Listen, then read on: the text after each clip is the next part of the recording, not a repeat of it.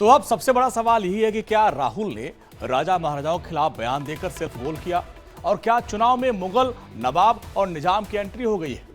आपको याद होगा कि कुछ दिन पहले ही राहुल ने बयान दिया था कि अब एक्सरे कराएंगे, सर्वे कराएंगे, और जिसके बाद आपने देखा होगा कि प्रधानमंत्री मोदी ने उसे मंगलसूत्र से जोड़ दिया था और कहा कि मंगलसूत्र तक हड़प लेंगे, जमीन हड़प लेंगे, और कहां तक इसको जोड़ दिया था। उसके बाद कांग्रेस सफाई देती रही और अब राजपूतों को लेकर बीजेपी जो घिरी नजर आ रही थी, उसी विवाद में राहुल गांधी ने एंट्री कर ली।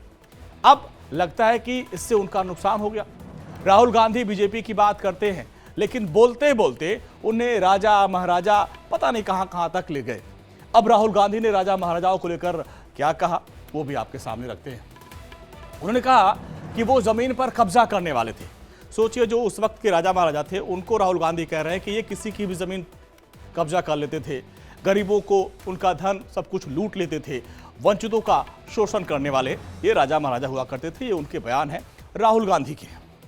तो राहुल गांधी के इस बयान पर रक्षा मंत्री राजनाथ सिंह ने किस तरीके से उनको घेरा, जरा सुनिए।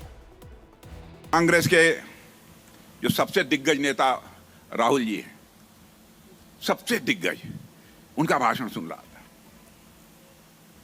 अद्भुत भाषण था उनका। उन्होंने कहा कि इस देश के राजा महाराजा बहुत मनमानी करते थे, जब चाहते थे जमीन उठाकर किसी को दे देते थे। माने जमीन उठाते, गुजरात में कोई जमीन उठाता है? जमीन उठाकर दे देते थे, जैसे कोई खिलौना हो दे दें। राहुल गांधी जी, मैं आपको बतलाना चाहता हूं, हमारे देश के राजाओं और महाराजाओं ने, जब देश में सारे राज्यों का विलय हो रहा था, तो हमारे राजा महाराजाओं ने सहर्ष अपने राज्य का विलय कर दिया था भारत में। यदि विलय यदि किसी ने नहीं किया था तो जूनागढ़ ने नहीं किया था, हैदराबाद की रियासत ने नहीं किया था, भोपाल की रियासत ने नहीं किया था। जिन राजा महाराजाओं ने करके देश के लिए दिखाया है, आप उन पर उंगली उठा रहे हैं।